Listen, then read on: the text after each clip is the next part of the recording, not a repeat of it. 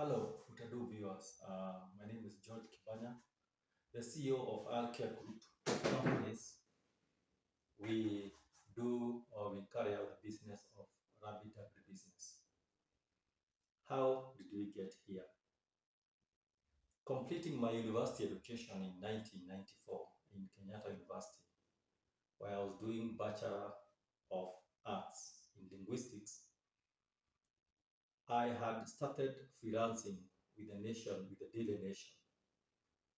I was writing stories for the Daily Nation, the East African, Taifa Leo, then. And that is before the purification of the media, mass media, where we have electronic media becoming many FM stations and many TV stations. That is before then. So in that era, I joined a Nation Media Group, and I was a correspondent for several years, since 1990 all the way to 1996. I was a freelancing correspondent with the Nation Media Group. Then from there, I decided to expand a little bit or change my area of work, and my specialization being journalism. I could use it to do advertising, and therefore I joined the advertising department of the Standard, before going back for the same advertising in Nation Media Group. One area that makes me happy is that I was given a section where my creativity was very much used, and that could be used to get revenue to the company. And I remember the sections I was being given were sections where you have to think to get the money in. And I used to meet my targets. So I worked for about, from 1996, I worked all the way to 2010 in advertising department. So in 20 years of my life, I have worked in the media, basically in the Standard and in the Nation Media Groups. Now, how did the entrepreneurship journey start? While I was working for Taifa Leo, one of the products of Nation Media Group, as an a freelance advertising executive, one of my customers actually one day asked me whether I could be able to do a job for them. And while I was freelancing for the Nation Media Group, I took up the job, registered a company, and I did the job. What was the job? The job was to brand a big Biropen with the name of the product of that particular company. And in that venture, I made good money. Therefore, I decided that I would do more with them. Apparently, it dawned on me that business can do better than employment. And this is where I need to discuss something with you which is rather passionate. That when you get employed, well and good, whether you are on permanent basis, casual basis, whatever kind of work you are doing for somebody, that person would not mind improving you for you to improve their revenues. Companies have what we call human resource efforts to ensure that they make you better in that particular company than you joined them. So you will find that they will take you for coaching, they will take you for strategy meetings, they will take you for workshops, they will take you for trainings in various areas, multifaceted training, to be able to improve your worth in that particular company. Remember, the salary may not change, because sometimes it changes once in a year, and a very small margin being determined by somebody somewhere in the company. But for you, when you are improved, take a team. But one thing they don't tell you is, how do you leave employment? They use the regular years, which is you should work up to 55 or 60 years, whichever it is, for you to retire. By the time you retire, you are retiring a worn-out person, having been used, I don't know to say misused, by that particular company. And therefore, by the time you come out, your creativity, your efforts, and your ability, your initiative are all down. And therefore, you wait to die. I want to talk to you today, and I want you to be an example to you of how you can get out of, you can be of more worth and get out of this retirement syndrome. If you're working especially in private sector, that is the area that I would like us to dwell on. I've never worked for the government, so I can only talk about what I know. Once you get employment and you start getting improved and all that, remember they are improving you. They are improving you so that you are of more worth. Think about yourself more and think about yourself when you have more energy and creativity, projections, and initiative. When you decide to go to business, then it means that you shall use the ability and the training that you're given by that particular company, because they tell you how to join them and to be improved, but they don't tell you how to leave employment, and for which I would like to be an example today. One, please take that this is not inciting you. This is only adding thoughts to you, so that you may be more emboldened onto these things. I got my employment, formal or informal, and I wrote stories in the newspapers. I got advertising. I was achieving targets. I was admired by many in terms of being a good manager with the Nation Media Group. But one day, I had to mark time out. Remember the experience of the big Biropen? I made a huge profit. And my salary was 1/6 of that profit. I'm not talking about gross profit. I'm talking about net profit. And therefore, that is where my entrepreneurship spirit came from. That's where the bite started. And that's where the journey started. After doing several other jobs with that particular company, I sought jobs from other companies. Remember, I was freelancing that particular time with the media group. And then, while still in employment, I sought to go out of the country to look for merchandising to come and sell in this country. Now that I was dealing with those big supermarkets and hotels and other outfits, including breweries. And I remember I made a journey in 2008 to China, Turkey, Egypt, and South Africa, looking for a product to supply here, especially in the supermarkets. Believe you what? I didn't get. When I came back to Kenya, I started now looking for a product to supply to the supermarkets from Kenya.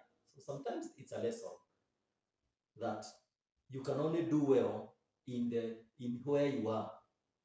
People are chasing American dream, all the dreams that people chase all over the world. Others are going to Qatar, Saudi Arabia. Good. If you are chasing your dream there, that's okay. But you can also chase your dream within here. Because I went around the world to try that world that I talked about, to try and get a product to sell here. I had to settle in this country. So I decided, now that everybody where I went had agents in Kenya, I will look for an area that is not touched. And this area was rabbit farming. But before I come there, I must say that when I left employment on the 25th July 2010, I had already brought in a breed of rabbits called Canada Giant, stocked in Nakuru production farm, and I was going to work, and every weekend I would be in Nakuru, except when we were going for those training when I was on duty. Now, that is where rabbit rabbit farming with this company started. So the journey is like my journey. Now, after not getting a product to supply in Kenya, I started supplying local hotels with rabbit meat because, again, rabbit meat is not very much consumed in Kenya, but there are visitors that come from outside the country and go to the coast, and there are tourists, and there are some countries in the world who consume huge amounts of rabbit meat. So when they come here, then they wouldn't mind consuming it. So where are they? You take the meat there. I took the meat there until at such a point where there was an issue with the kind of meat I was taking, because there's a lot of crossbreeding of rabbits in Kenya, and when they tell you that I want a meat from a California white rabbit or whatever in terms of tenderness and quality and quantity, then you have to take that particular rabbit. So here I was with the hotel. The demand for rabbit meat was high, but what I was applying was of low quality. I had to think, and I thought. I looked for a breed that I knew very well about. Texture, how it's brought up, what it consumes, and all about that particular rabbit. And I found it in Canada. And that is the rabbit breed that I have dealt with up to this day. So, coming from stocking in Nakuru, importing those breeds, I had already, or after employment, I already had experience of selling motorcycles, and I ended up in Moy's Bridge where I was selling chicks, motorcycles, and now rabbits. But now in Nakuru, we had only kept rabbits in 4 acres. So you cultivate or you farm the rabbits and then slaughter and then send outside the country to Canada. But then what happened is that we wanted this now to be done by other people. So we had to outgrow. We have an outgrowing program. And that pushed us from Nakuru all the way to Central Province, where we are now located. Rabbit meat or rabbit farming became the preoccupation for what I would be in permanently. Just like you. You have a greengrocer. You are printing somewhere in town. You are hawking, yeah. You are selling at China Square. I hear China Square. You are selling clothes. You are selling designer clothes. You are doing clothes. You are doing agriculture. You are doing pigs. You are doing whatever you are doing. If you do it very well, then you become an expert in that particular area. So for me, I settled in the rabbit farming. Now, all the way from 2012, after coming from work 2 years after, I now started recruiting farmers. The farmers would come to my farm, get trained, and then we would go now and build for them cages, do site visits, train them on how to manage diseases, train them on how to slaughter, train them on how to, apart from cages, how to do the equipment inside the cages, and how to sell. That's exactly what we do up to this day. So my journey started all the way from this big Biropen in terms of business, all the way to rabbits. When you talk about rabbits, what are you talking about? We are talking about this breed that's called Canada Giant. Once we train you, we then sell breeds to you, and we expect you to sell siblings from those breeds to us. That's called contract farming, and it has a market guarantee. But this market guarantee is conditional because, one, it is for 3 years minimum. Two, the sibling that you are bringing to us has to be 3 kilograms and above, and should be not older than 8 months because of texture quality. So what we do is that you come to us, use it, invest your money. We have compulsory items that you must take from us in terms of the package. And we then work together. This is an issue of where we work together. We expect you in future to even supply us with the urine. We have an insurance program for those rabbits, and therefore all the skins that come from their breeds come to us. What do we do with them? We dye them, or we tan them, dye them, and sell to local fish fry tying companies after we dye or whatever they want us to do for them. We sell the meat in and outside the country. We also make what we call rabbit urine foliar fertilizer, and for which is under now certification, that we can be able to compete on the agrovet shelf with other companies that are making foliar feed fertilizer, with several advantages of our product over others. And in future, I think we are the space to watch in terms of foliar feed fertilizer. We have now gone back to the farmers and realized that many of our farmers are doing millet, sorghum, oat farming, and we have now come up with a diversified product on the side, still from rabbit farming, because those are the products that we feed rabbits and make feeds. We have now launched a malt cereal beverage. This malt cereal beverage is a first in Kenya, and it's a food drink beverage. Remember the mama's millet uji, sorghum uji? We are making similar. But this one is bottled. You can pick it from the shelf and onto your stomach. And it can stay for almost 1 year, if not open, but if opened, a week or so. So for you who is breastfeeding, for you who is having a condition like cancer, HIV, diabetes, high blood pressure, you are very much welcome to go to the supermarket near you.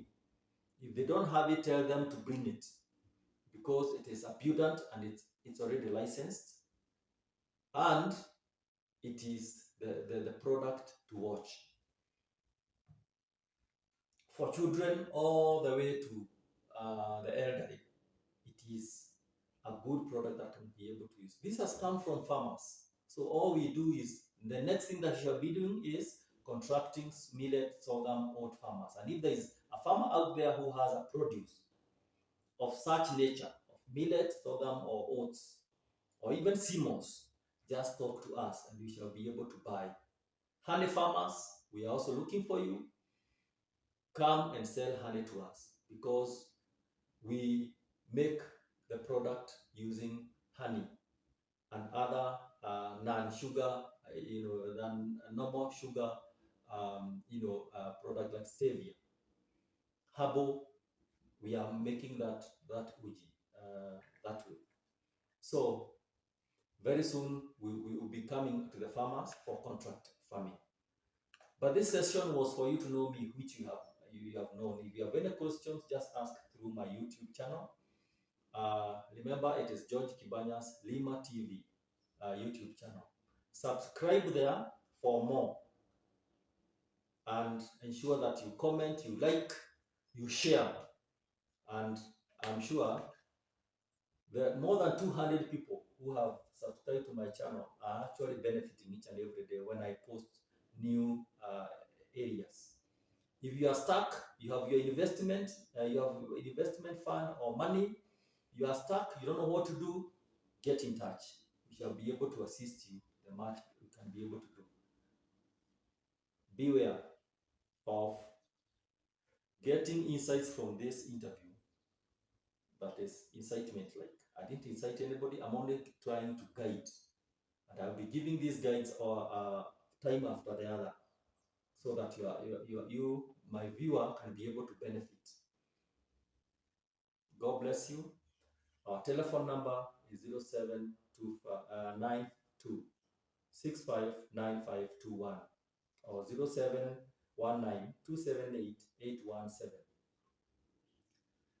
From outside the country, we do online training. We have trained people from all the way from Belarus in South America, all the way from Sweden, Australia, Southern Sudan, Congo, South Africa. We train online and you benefit. For any questions, just ask us. If you want to invest, the Rabbit program will be closing soon, and therefore, come join us. We grow together. Bye-bye. Thank you.